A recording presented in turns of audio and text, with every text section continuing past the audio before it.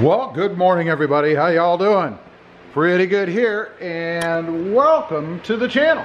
Hey, today we're going to do the epic wireless charger install in the Tundra over here. We've got it over where the Jeep goes, so we're going to go through step by step how to do that. Never done it myself, so I'll be doing it at the same time you guys are doing it.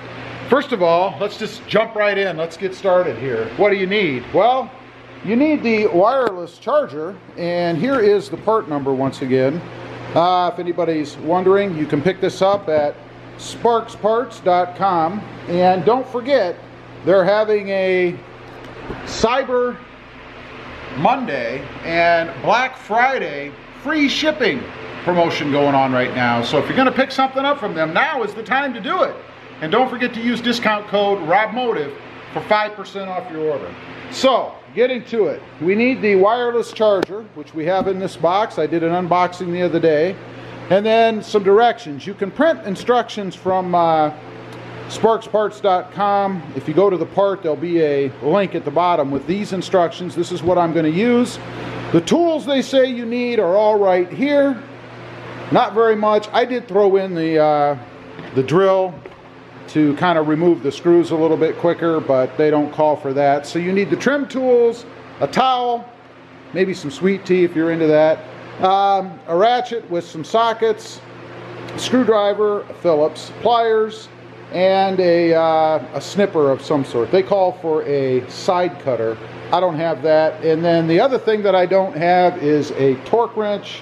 We're not going to use that. So, first things first, we need to pop the hood and disconnect the negative battery terminal.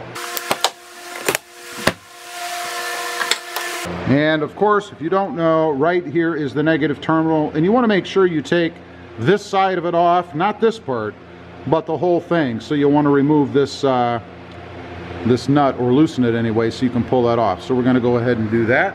Alright, this calls for the ever necessary and needed 10mm socket. Okay, got it loose. Let's go ahead and pull that off. And you want to make sure you set it out of the way so that it doesn't pop back up there and make contact again while you're doing this. Okay, next step is to remove this back piece, if you will. There's supposed to be 7 little clips. Those are those push clips inside here.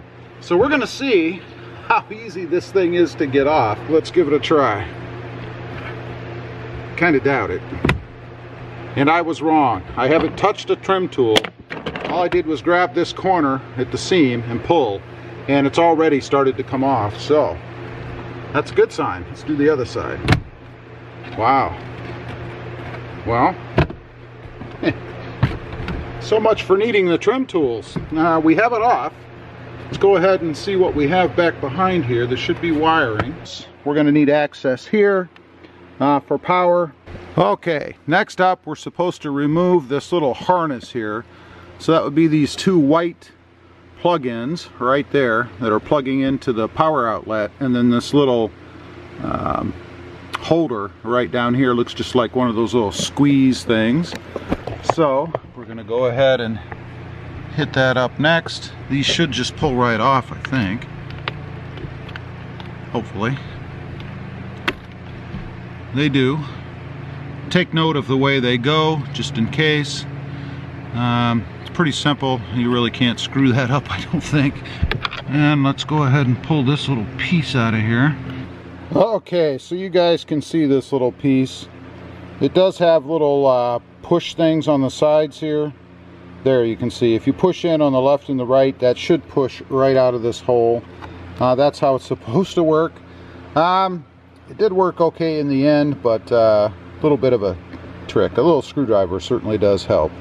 Now we need to move on to the next step. First of all, we're going to stuff some rags in here so that when we're taking these screws off, we don't drop anything down in the vents here. Pretty simple little thing to do to save yourself a big hassle. Okay, I've got my rags in the holes here so that I don't drop any of these little screws down in here. That will ruin your day. So, pretty simple thing to do. I highly recommend you do that. Next up, we're going to remove these screws. There are 8 of them, and that's going to free the center console lid. Now, a little tip for you. Open the lid before you start doing this, so that'll relieve tension on this bracket here. You see it's spring loaded. So you want to make sure you do that before you get going. Let's go ahead and get those removed.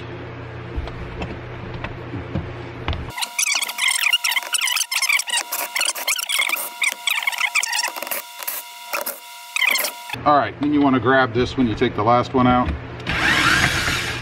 because I think we're going to be freewheeling. Let's see. And we are. So we have the center console lid off now.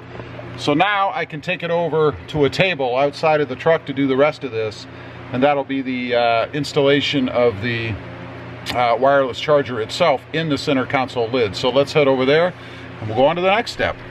Okay. We've got everything out of the table. Another little tip for you, put a towel or something down to sit your console lid on, and then you won't scrape anything up. So next up, according to the directions, we need to remove, let's see, the center console lid latch. That's this latch right here. It has two little screws in it, one here and one here, so we're going to go ahead and take those out. Hopefully this isn't spring loaded or anything nuts like that. Oh, it just sits in there. It's just a simple little latch assembly. Pretty easy. We'll lay it over there next to the screws. Next up, let's refer to the directions. We need to remove 16 flathead screws.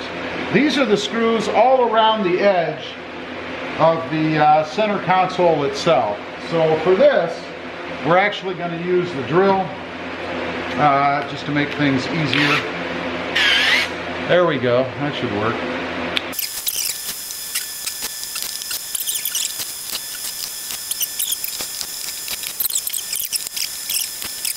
In the directions it doesn't mention this, so here's a tip for you. There are two more right here that it does not show removing, so we're going to go ahead and pull those next.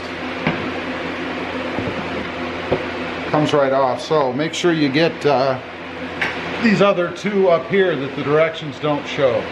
So we have this separated now. We'll set that aside. And now we need to remove 6 more screws. 1, 2, 3, 4, 5, 6. And that will remove the center part right here from the lid. So let's go ahead and pull those out.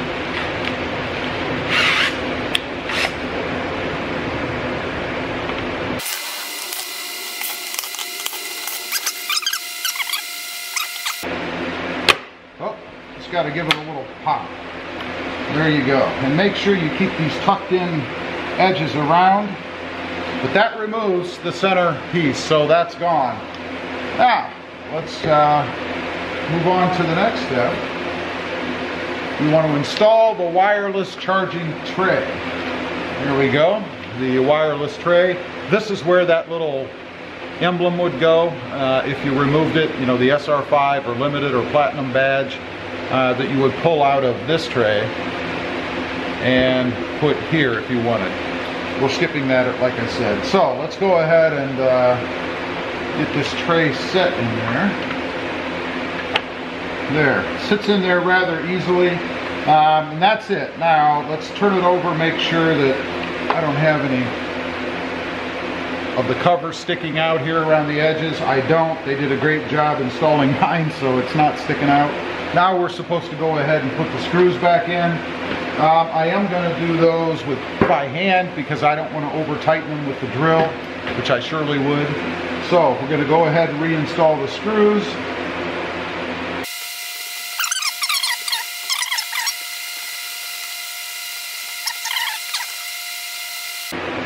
Okay, full disclosure for you guys, when I was putting the charger back in, I did make a mistake.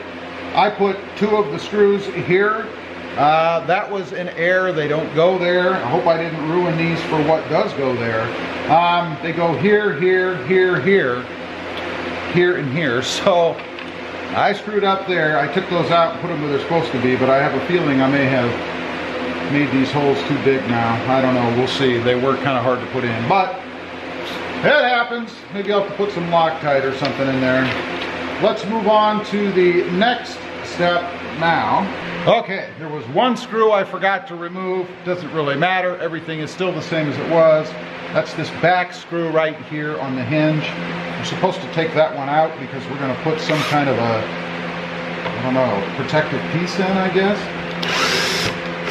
So we'll go ahead and remove that. Now we're caught up with where the directions say we should be.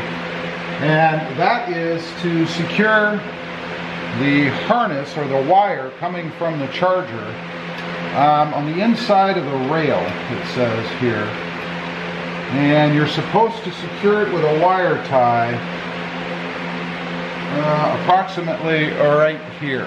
So we're going to go ahead and do that. And it does say to secure it loosely, so we will do it loosely. So let's go ahead and get a wire tie around there. So we have that done. Next up, it talks about this hinge cover. And that is this kind of funky looking piece that comes in the kit. You're supposed to remove this red tape and it's adhesive. And it looks to me like it goes on here something like